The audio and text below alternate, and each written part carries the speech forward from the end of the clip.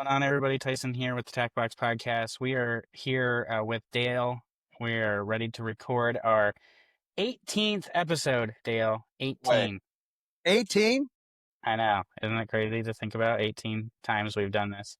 And we really haven't had a ton of technical difficulties until today. Now, this is the third time we're trying to record this podcast for you guys today, and here we are. So hopefully it works out for us this It's a time. really good one.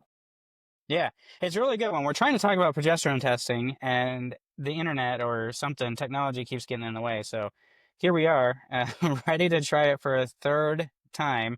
But that's the dedication we have to the tackBox podcast and to getting the That's best like info out there, right? I hope you appreciate this because this is how hard we're working for you guys. Yeah, it's been like 5 hours we've been trying to record this in a row, and we haven't left for lunch. Nothing. It's just Nothing. We're starving, I mean, yeah. We've already all talked about donations go to the tackBox podcast. that's right. We've had to change our shirts 3 times because we sweat through these ones, 'cause it's hot. But so, exactly. My So let's talk. tried to shame Tyson into running the half marathon, and he's maybe if we had some viewers you know, add a little encouragement for Tyson to do the Rapid City Half Marathon, maybe we could go ahead and have him represent the tackBox and all dog breeders everywhere.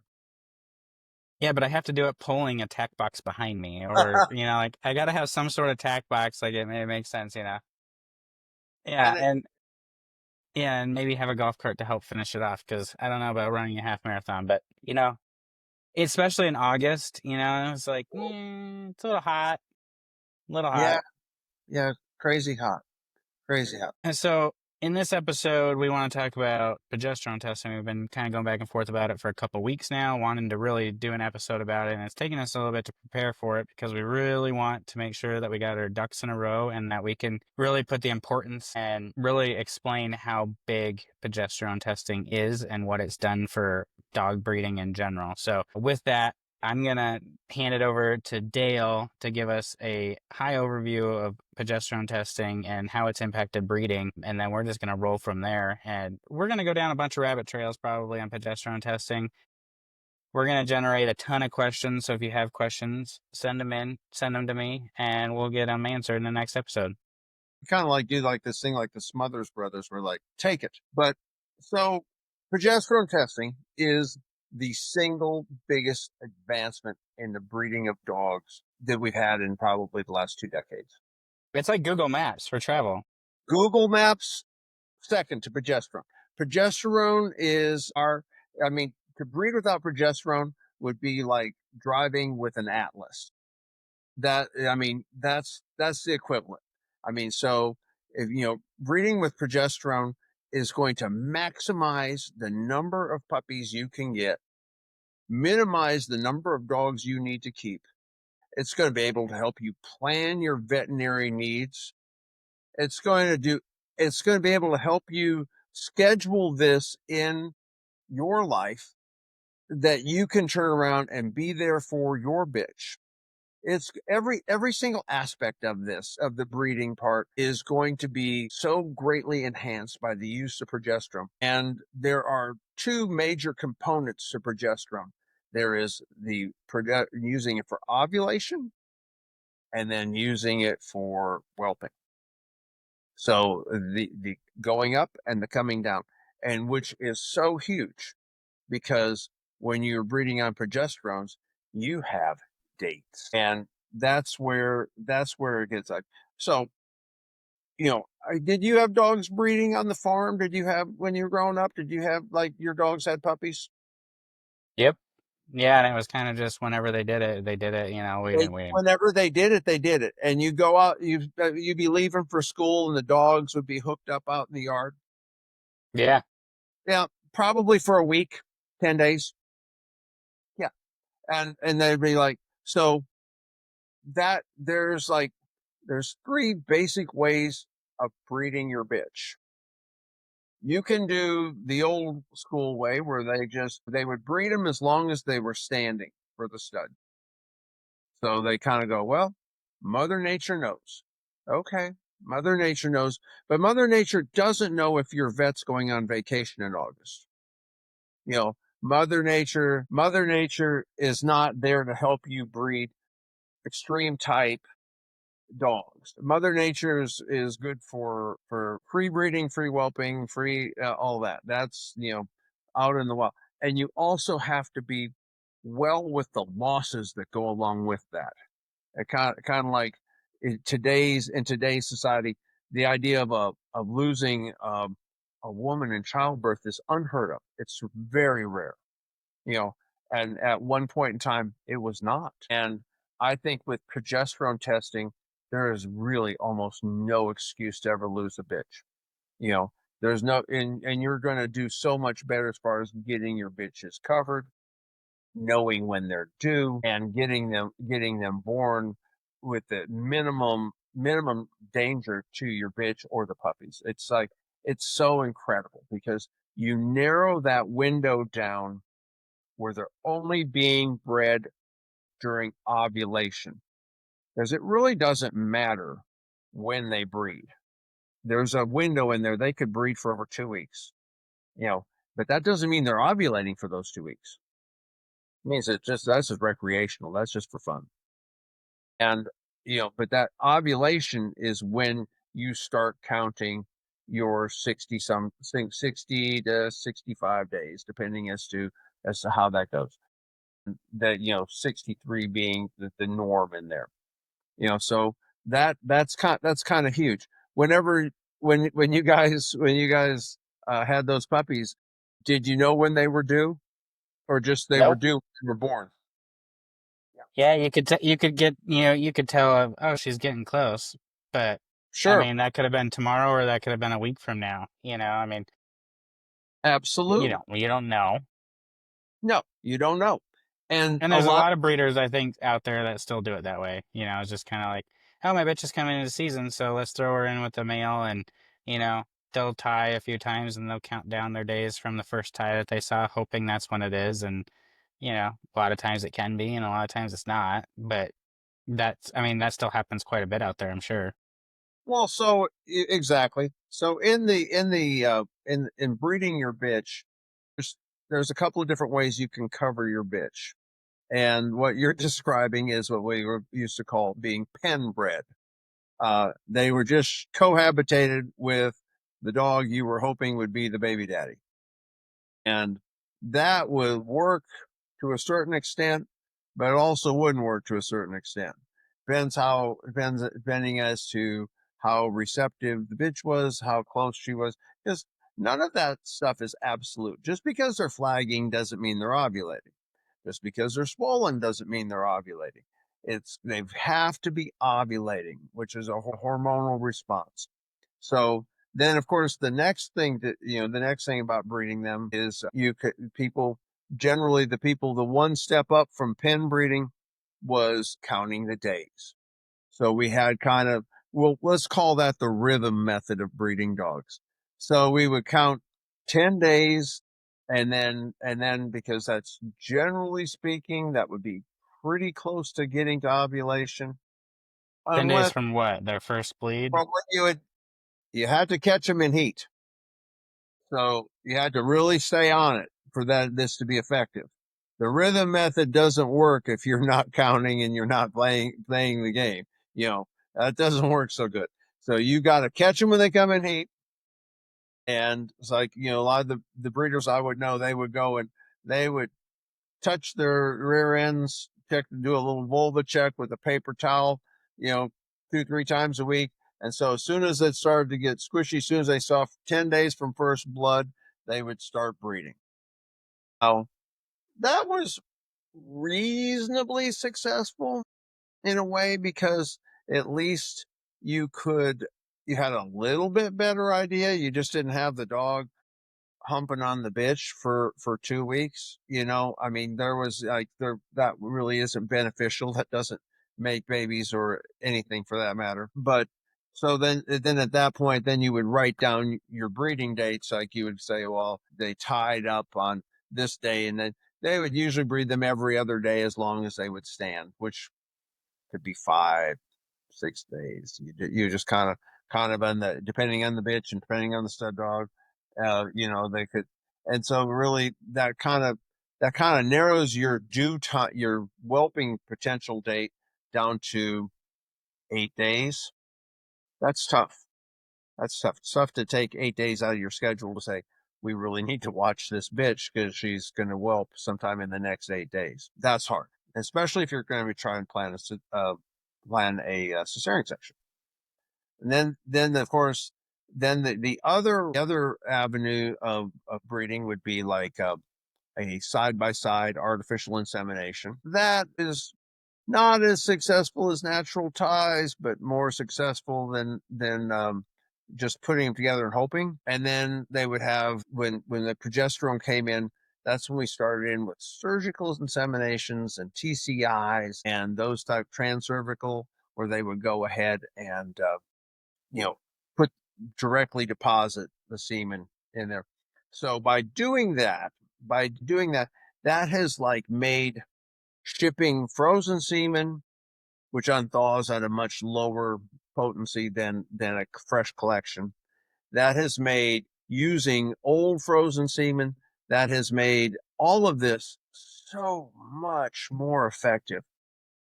I want to say in the last 10 years we have been using progesterone. We're at like a 98% conception rate.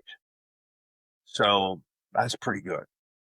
That's really good. It's like, so you're really gonna, if and when they didn't take, it wasn't because of something. It was an operator error at that point. If you're bringing on progesterone and doesn't take, you probably got, it's probably your fault. Most likely. So when you like with your bitch that you've got bred on progesterone, her ovulation date, so you have a 48-hour window that you're going to that you can narrow that down. That's a little more doable, isn't it? Oh, yeah, absolutely. I can take 48 ready. You can maybe even have kind of like have the vet kind of like, hey, within the next somewhere, sure, her first due date is such and such. And when you're doing a surgical insemination, that you can actually schedule your cesarean from that. So ovulation on the mini vitus, the Biomeriu mini vitus, that starts at an 8, and then they wait 48 hours after that, and they'll say everything is ovulated at that point. Then they do a surgical or insemination, and then they can say, we're going to go ahead and plan a section. We can schedule the section 60 days from the SI, because those babies will be 62 days. We know this. It's not a maybe. So we can section them. They will change systems. They'll be fine. And if you have a bitch that must be a section, then this is by far your best bet. You can turn around and you will go, well, absolutely. We can just plan on that. We know we won't have to be like, let's see, it's going to fall on Sunday. You can make that arrangement. You know, you make that arrangement right after you do it, and you know exactly when she's going to be due. You're going to know exactly how far along she's going to be, and that those puppies will be ready to take. That's pretty cool, isn't it? That's friggin' awesome. Yeah. Yeah. I mean, it's so here we go on the progesterone, because I get lots of calls and people, my friends, and they'll say, well, my bitch is this number. What does that mean? Well, for starters, there's a couple, 2, 3 different kinds of progesterone tests that are on the market today. One of the most common ones is the IDEX. That most vets use the IDEX. It's not an overly expensive test. It's accurate test. It's good. What the IDEX is, in our experience, the IDEX are not a hard number, but it's a good gauge. And so what we're looking for is the surge. So when they start to go up. So when you go ahead and test that bitch and she comes back 0.83, all right, she's less than a 1. So that means she's probably just come in heat. And then she might stay at that 5 days, 6 days. And then all of a sudden she'll start, test her, and she'll be a 2.2. All right. After they break that one, they generally, every rule there is an exception, but they will generally double after they start to break the one. And I mean, and it'll coincide with how many days they've been in heat and all that, but they'll start to double. And then like on our machine, which is 1.5 times higher than the IDEX. We use the bMeriu, the Mini Vitus. That is a hospital grade test that's for people. And it's like, so if you were going to go ahead and plan a pregnancy, um, that's the test they would run. So those you can breed on that number. With the IDEX, there's a little more play, and you're going for that jump where the numbers are going to shoot up. That's usually like the time. That's what's going to happen. How old were you when you had your kids? 26. 26. Okay. So when in people, once any pregnancy over 30 is considered a geriatric pregnancy. It means you old for reproductive speaking. And anybody that's offended by that, please feel free to write Tyson. He will take care of that and he'll apologize for me. But so dog breeding your bitches, generally speaking, by the time they're a year and a half, they are starting to get ready to be bred. So anything that's like over a year and a half, technically that can be bred. Now, some people are going to want to hold off and get more health testing and all that, and that might vary breed to breed. But by the time that window of time that there is from the first heat, the puppy heat, to the second heat, that will generally be the reoccurring time slot that she will have her reproductive life. So if she comes in every 6 months, every 8 months, whatever, that's might probably be her time that she comes in on. So when you start thinking, when you have, in all reality, if everything is perfect, and if your bitch is a twice a year cycler, you have potentially 5 to 6 litters that you can get out of her, because you can have puppies out of them in their second year, their third year, their fourth year. And honestly, this is my opinion. I think when they're in production, if they're breeding dogs, you should breed them. It doesn't do them any favors. Don't humanize the dog reproduction part into people. You know, they have this little window, this 36 months that they can reproduce in their life expectancy. That's when they should reproduce. It doesn't help them to say, oh, well, I'm not going to breed them because I'm going to wait for her to be older. No, her reproductive time has started and her clock is ticking, and, I think that if you're intending on bringing a bitch, she needs to be bred in her second year for sure, you know, and if she's breeding, then on into her third year. If she is really doing good, she can go on into her fourth year. Once in a while, you'll get a bitch that will have puppies into the fifth year. Now, this will vary breed to breed somewhat. Smaller dogs, more extreme type dogs, brachycephalic dogs, they have a shorter window.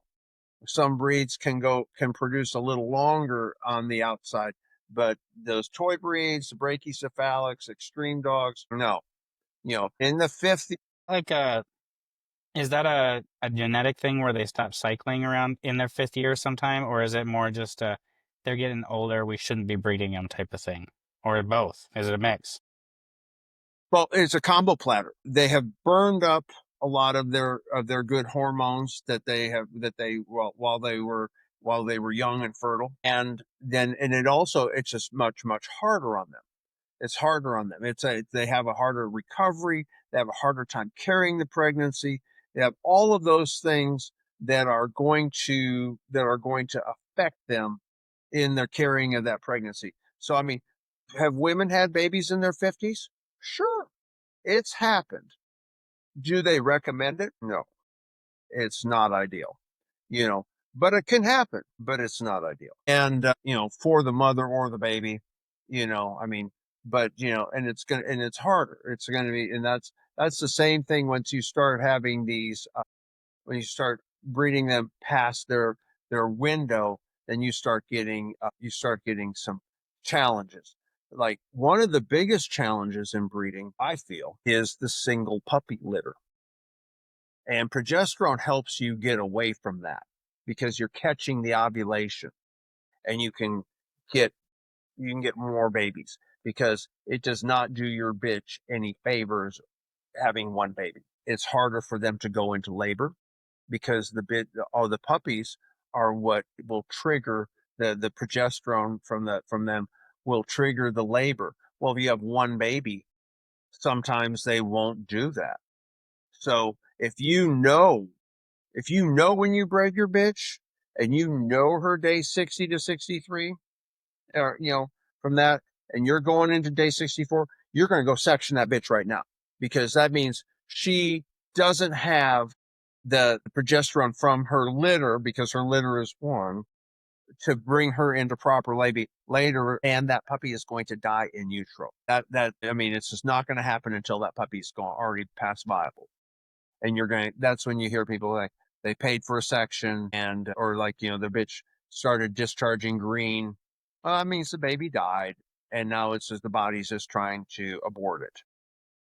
So if you're gonna put your bitch through that, you're gonna have the vet expense, you're not gonna get a puppy. It's just a lose lose lose. So that's a bad thing. You need to really want to get in there where you can get them better, where they have a regular size litter, which is better for them. Extreme on production either way is not a good thing. Like, it's not great if you have like a whopper size litter. Like, I've had Japanese chin that have gotten pregnant with like 8 babies, and that's super bad. That's really bad. Like, you kind of go, wow, because it's going to not go well. So he probably is going to go into pregnancy toxemia.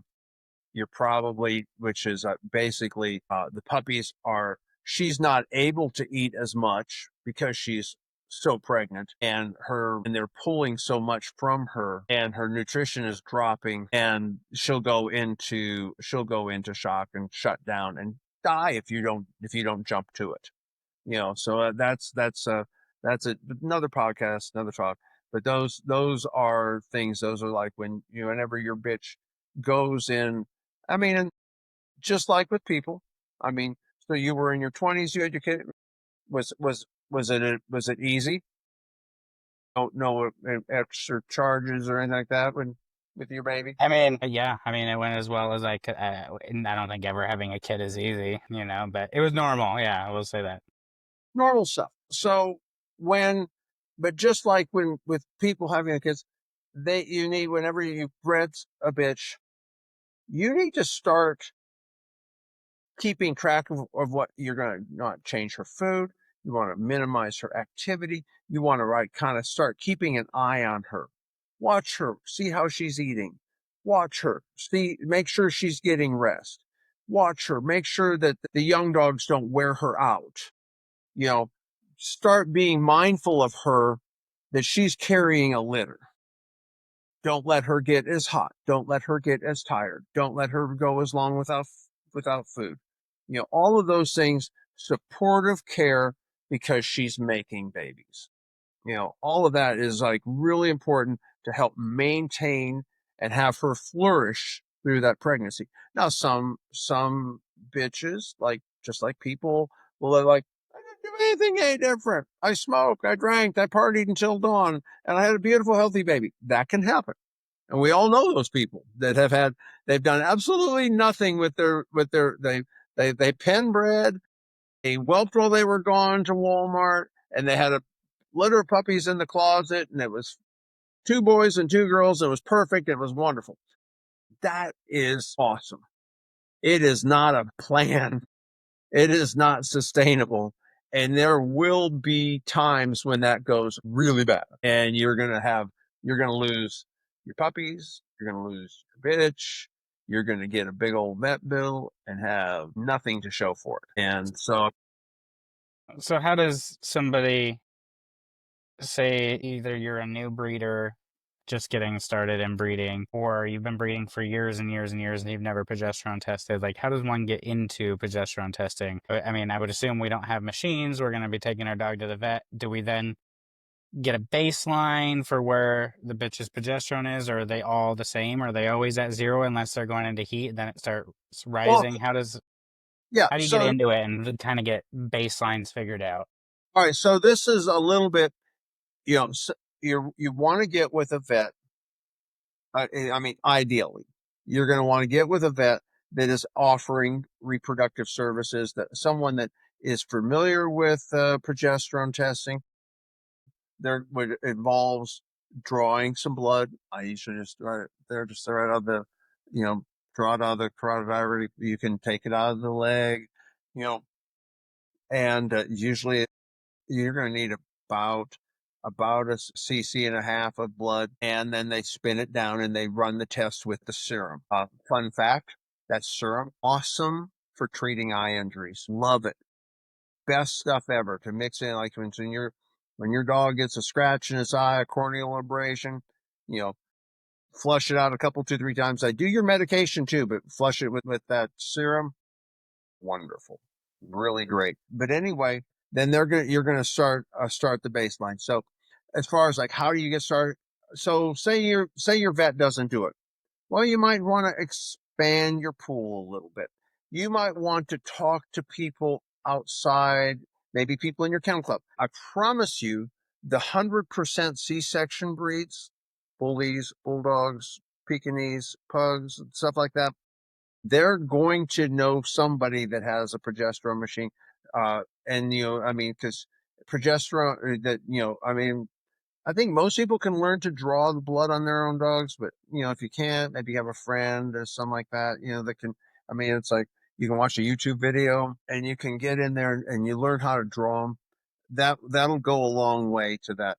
So you find out someone that has a machine, find out where you're going to pay different prices for it, but so, just for example, you find your bitch in heat. If you how sure you are and how many days she might be in, you say, I'd like to test them about 5 to 6 days in heat.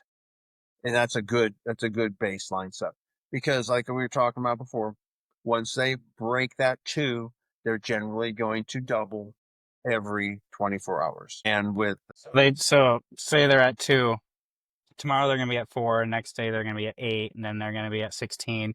And you're looking for that jump higher than double. So if they go from like 16 to like 50 or something, or no? So what we want to do on the breeding end of it is once they hit 8, if we're going to do a natural breeding or an AI, we're going to go ahead and we're going to breed them on that 8. Breed them on that 8. We're going to wait 48 hours when they should be at somewhere around a 30, 32. And you're going to do a second breeding, 2 breedings, on like 8 and 32 right in there. And that way the semen will stay alive in the bitch. That should cover everything that's ovulated. That should be your 48-hour window of ovulation. That's when that's when those eggs should ripen. That's when you should cover them. You should get your optimum litter sizes then. And is that like first breeding probably is taking, but just in case it didn't, you're just making sure with that second breeding, is that kind of. The first breeding is when the beginning of ovulation. Of course, dogs don't have a window in where you see how many eggs they have and when it takes like 48 hours in there to do it.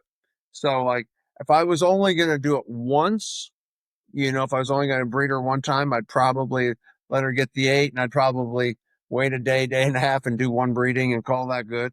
That'd fall right in the middle somewhere there. But the second breeding is to catch anything that ovulated later on into the thing. So that's kind of it, like your 1, 2. But when I breed on progesterone, I kind of figure off the first breeding usually, pretty much. That you can start the clock from that because she's ovulating, and that you've gone ahead and you've exposed her at that point. So at that point, you're going to kind of have an idea as to when to start planning on her having those babies. The other thing is, though, it's like if there's a group of people together, that can, because of the different kind, like I was telling you, there's different kinds of tests. There's different kinds of machines. There's an IDEX machine, which is like good. That's a good right. There's several. If you get a group of people together that are breeding their dogs, but maybe don't breed often enough to warrant having their own machine. Well, okay, you can kind of work amongst each other, and a lot of times people that have those will say, "Hey, I'll run your blood for you. You can draw them and send me serum. I can run it for you, blah, blah, blah." The closer they are to you, the more valuable those numbers are. In the olden days when nobody had that, you'd have to send them off and you'd have to wait, you know, 40 hours for them to come back like, oh, well, that's great. It's all changed now. I mean, because it's just a window at that time. So that's the conception end. So if you're going to have semen sent, so if she's at like a 4, and you go, okay, she's at like a 4. So go ahead and ship the semen out, because do the semen the next day, because if it takes, 2 days to get there, she's going to be ovulating in time. So you can plan that out a little bit. You can like, oh, I'm going to go over there to get to breed her. It gives you a couple of days heads up, or I'm going to take a day off from work. We're going to drive over and do the breeding or whatever. That all of that is kind of helpful. But the time to find this stuff out is before. Make your relationships talk. There's lots of Facebook groups. It doesn't have to be your breed. They don't even have to be show dogs. They can just be someone that's doing this for raising whatever they're doing, however they're doing it. If they're running those tests, that's good information to have. So that's on the up end where we're going to start. I mean, and that's the huge benefit of that is you're catching your bitches in heat, you're getting them bred, when they're bred, and then you can start planning for the whelp.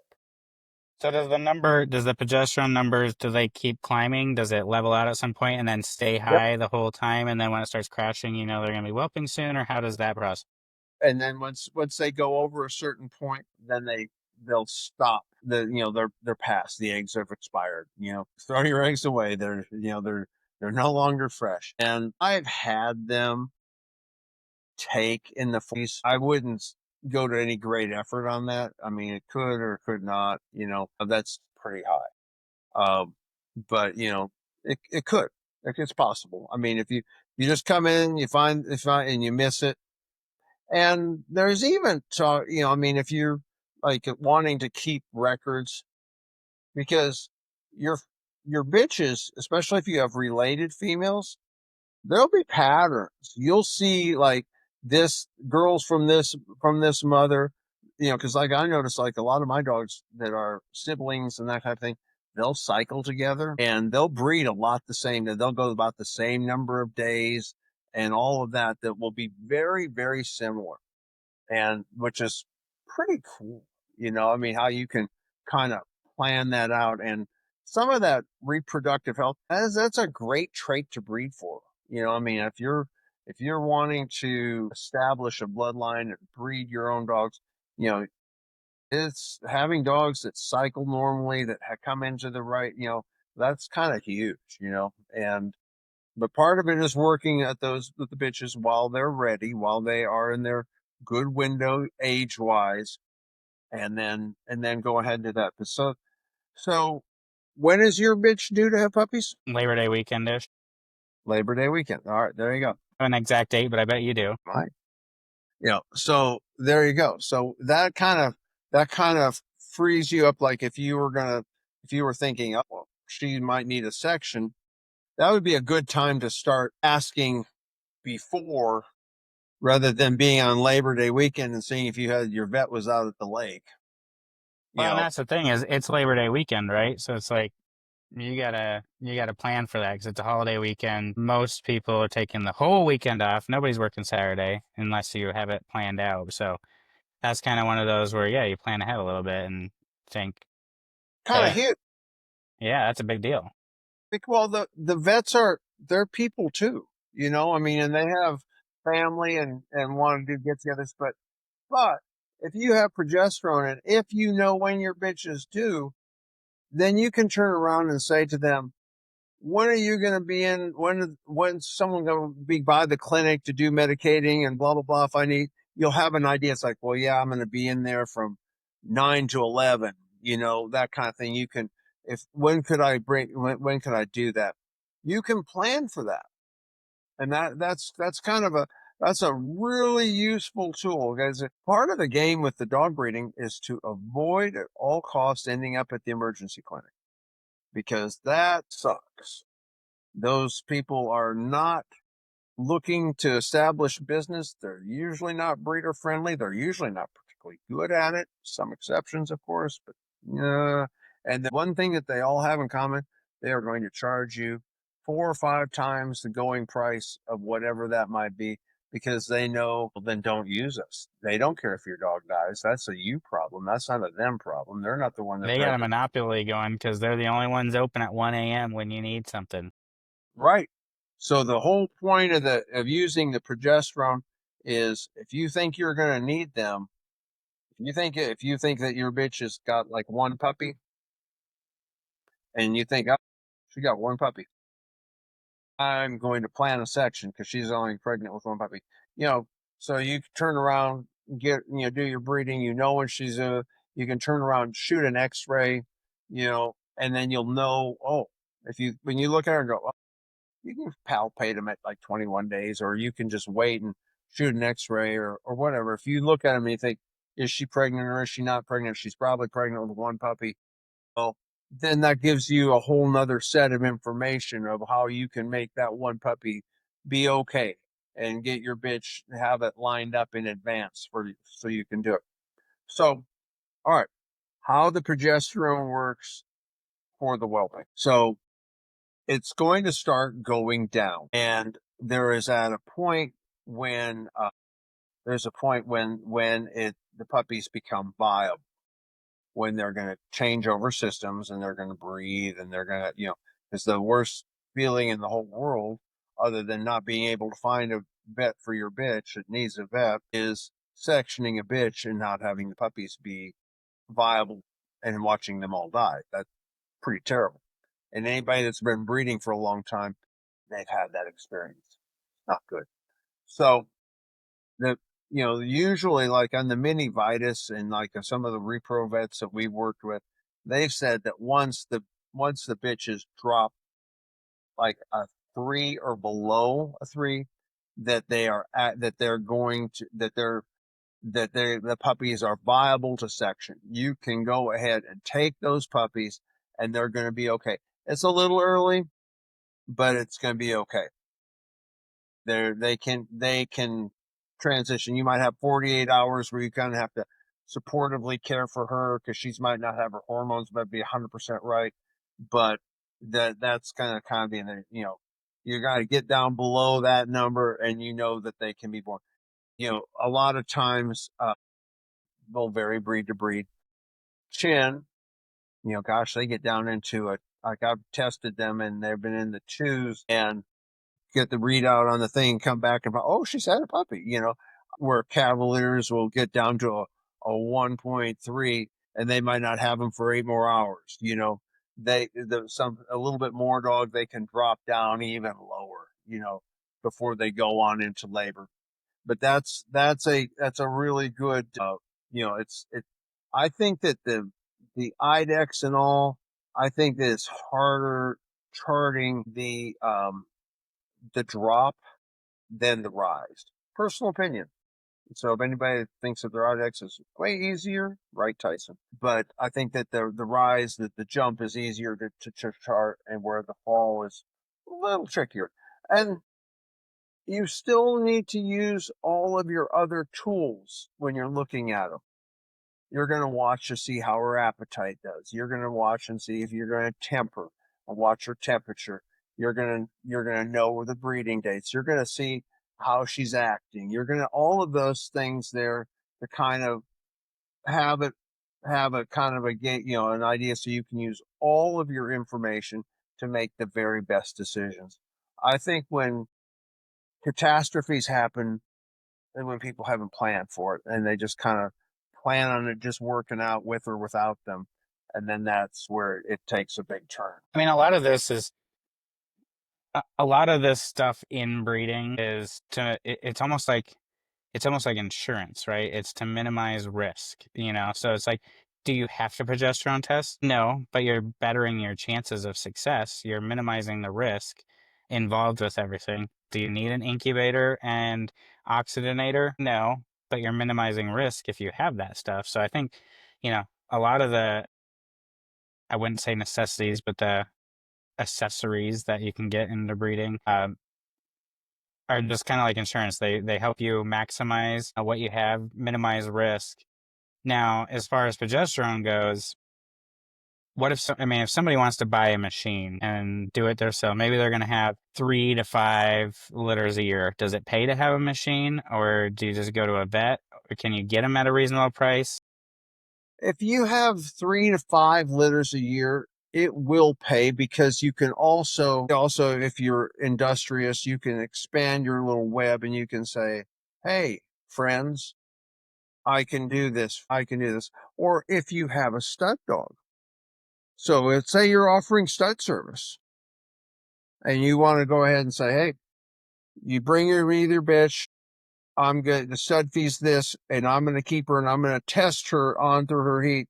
And then I'm going to know, I can tell you exactly when you can, all of that, all of these things. Or if you have other, because everybody knows somebody, right? And everyone who's breeding is going to have need of that progesterone. And so I mean, you can turn around and you can pay all different prices. Like I try not to bring up prices because we're the podcast, the tackBox is postal. I mean, it goes everywhere.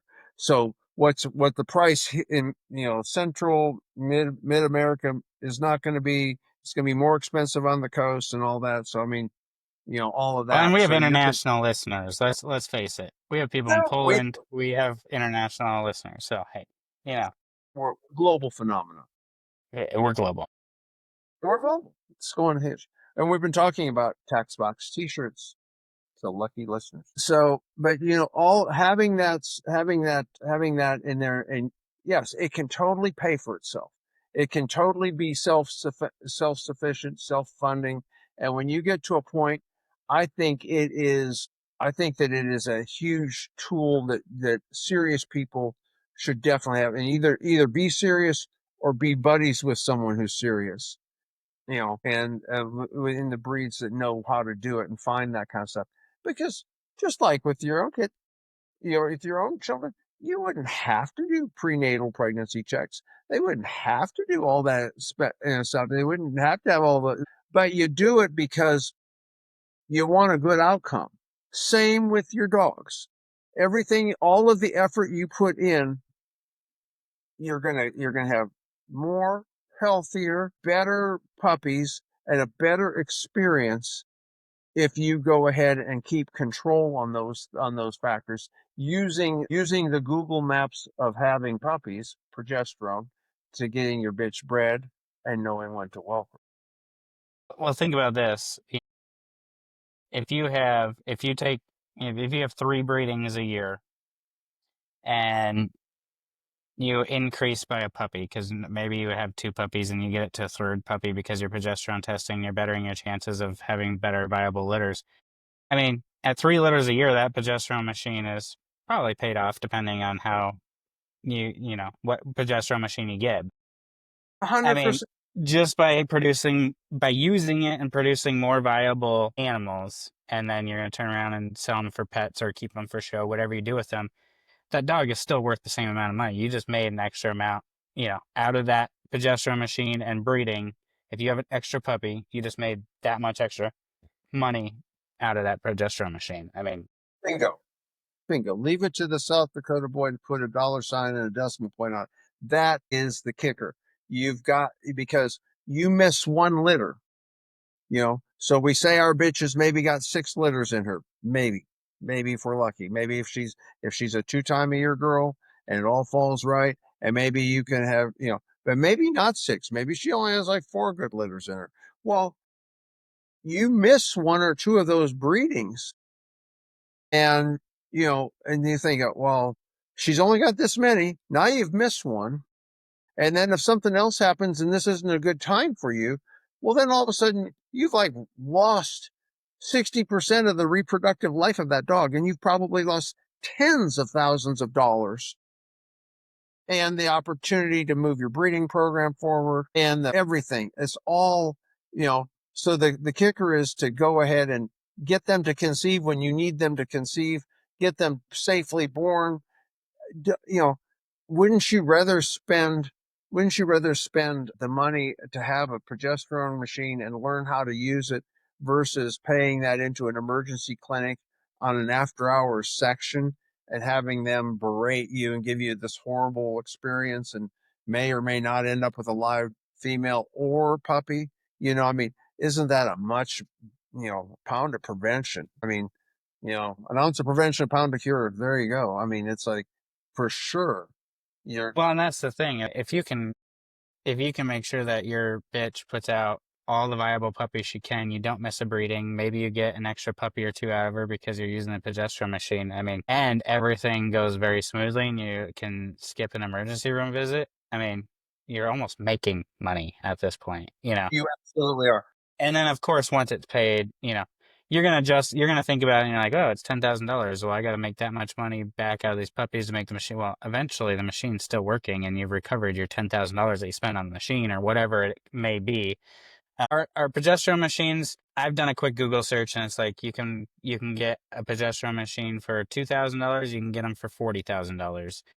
I mean, can a hobby breeder, somebody like myself that might be 5 to 10 breedings a year or something like that, like can you get by on a small one? Are they accurate? I mean, obviously everybody wants a big, huge grade one that's fantastic.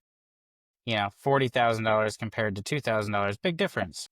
So I mean, of course, going mine, like ours was at the time, which is a decade ago now, was $25,000, and that was a medical grade. That was that was, but there are a lot of very good machines out there that you can absolutely make work. They're not as hard of the numbers. You might have to run a few more tests. You might have to be a little bit more using all of your information, but they're still way ahead of the game. Definitely worth it for like $5,000. So $5,000, you can absolutely make that work. And gosh, that's just I mean, $5,000 is not that much money when you're talking about the kind of money you're talking about. You won't, it doesn't take long to burn through that. That's I mean, not a lot. 5,000 seems like when you say like, oh, I need to buy this machine for $5,000, like it seems like a lot of money.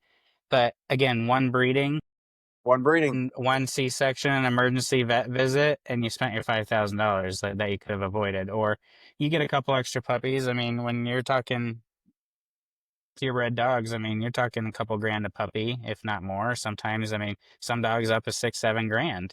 So it depends on your breed. Of course. Well, I have a friend of mine that raises a breed that's a 100% cesarean section, and he does 100% surgical insemination and finds that it adds 1 to 2 puppies per litter. I mean, and so when you're talking about a $3,500 puppy, maybe up to $4,000 for that puppy, and you could add two, 1 to 2 per litter. How do you not make that make sense? That is like super no brainer. And just the simple fact that you can go ahead and narrow your window down so you can go, well, hey, we can go visit family, we can plan this show, we can do this because she's not going to be at day 60 from her breeding until this day. Not like, well, we breed her the first 2 weeks of May. So, you know, sometime come August, I mean, it doesn't work that. That's very, very, that's sloppy. It's I threw sloppy. her in the run. I threw her in the kennel run this Sure. day, and so should be sometime in August with this puppies.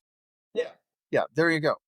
That's that kind of thing is just like, that's not how we do it anymore. And that's kind of like where I think that it's kind of like the idea of not using progesterone, for your whelping and for your breeding. It'd be kind of like, oh, I'm not going to use a cell phone and the internet's not going to catch on.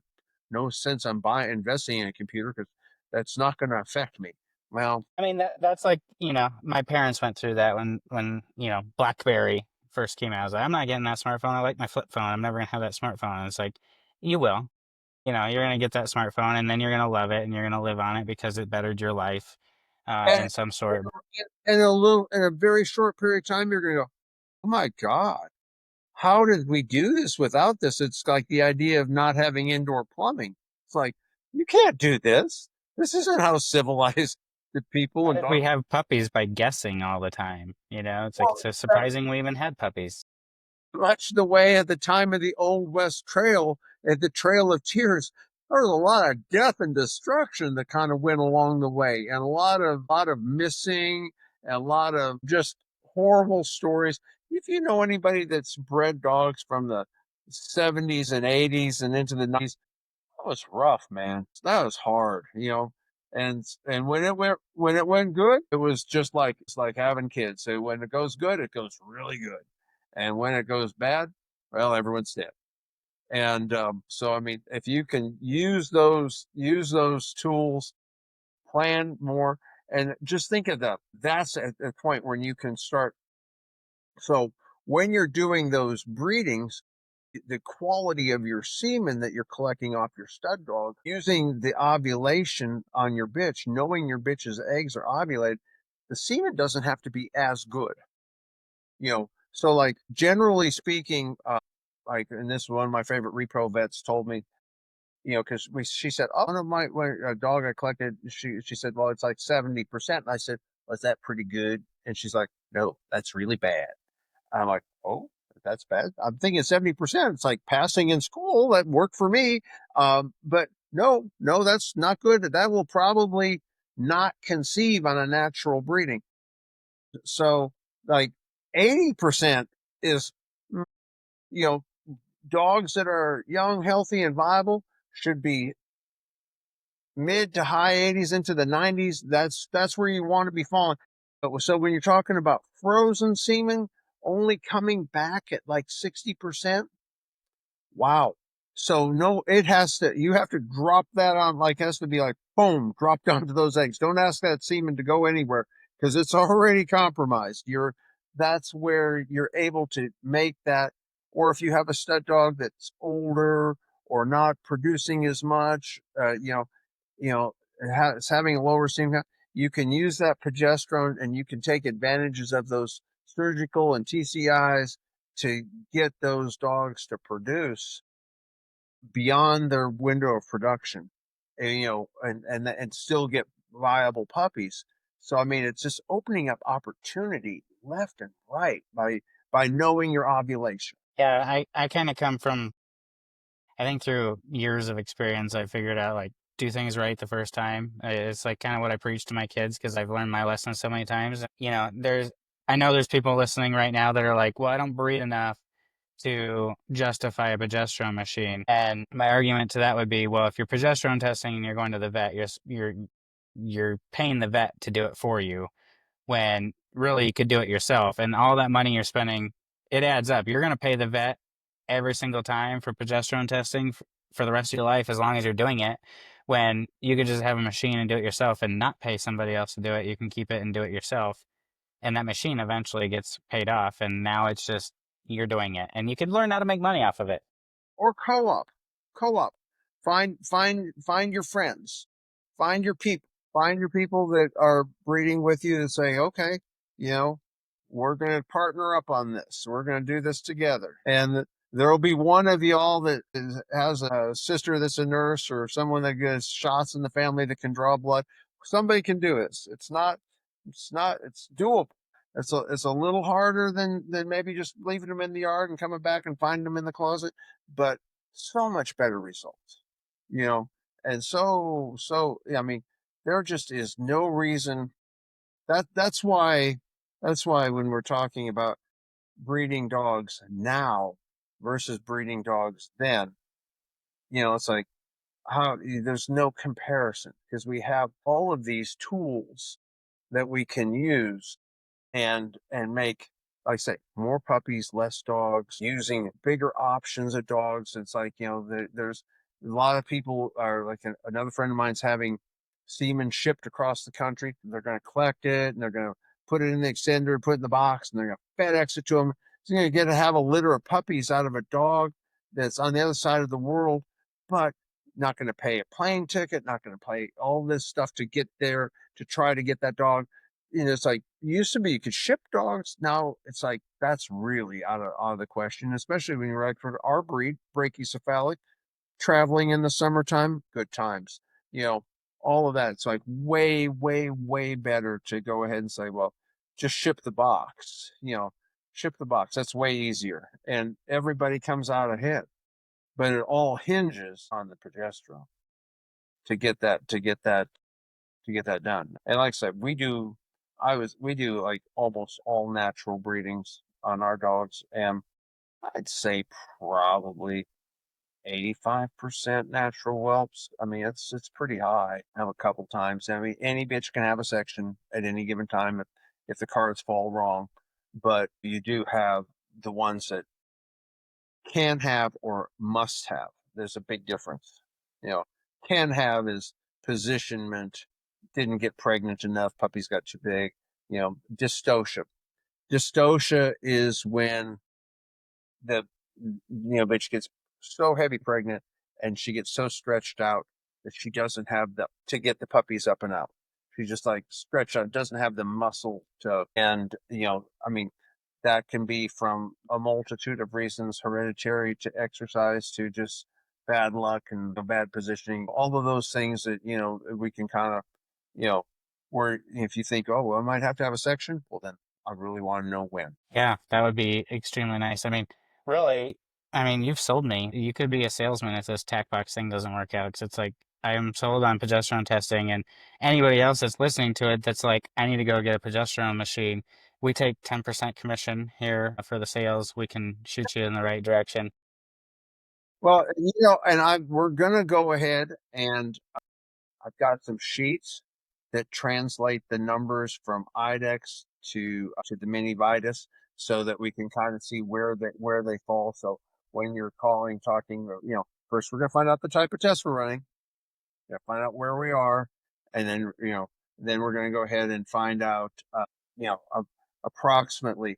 And if you're gonna be breeding, one thing that is kind of important, and I think people get a little lazy with it, is you should always check your bitches. Check your bitches. Whether it's you have a day every week, every day every 5 days. You should really kind of like if they're intact breeding dogs, you know, make a mental note to self, check them.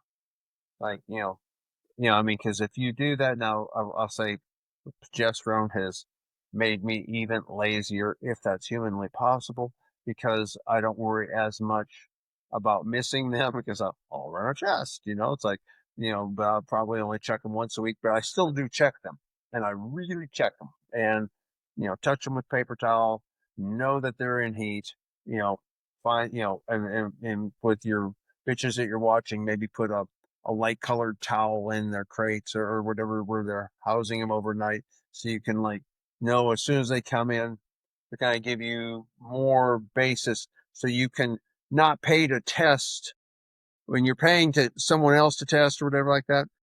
Gosh, get 5 6 days 7 days into the heat cycle and then test, whereas if you said, well, I really haven't looked at them in 8 days, so she could be on day 9 or she could be on day 1. Well then you have to take a test and it might be like less than a 1. It's like, well, she's in heat, but you don't really you're going to have to like schedule another test. So if you're wanting to kind of be frugal, the more you put into knowing when they came in, then you can minimize the number of tests you need to know when it's time to breed them. I think we should just take donations for somebody that wants to donate a progesterone machine, and we can do live streaming progesterone tests. Like, well, you know, so somebody out there wants to do a donation to the tackBox podcast of a progesterone machine. There's got to be one.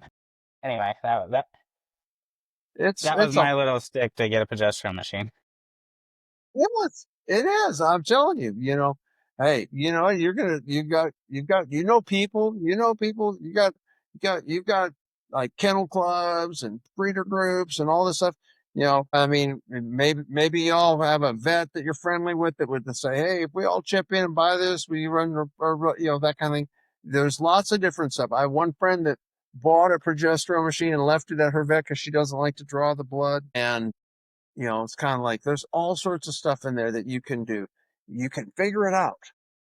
I mean, you can figure it out. You figure out how to do this. It's accessible to everybody, and it's just like the stuff that it goes into.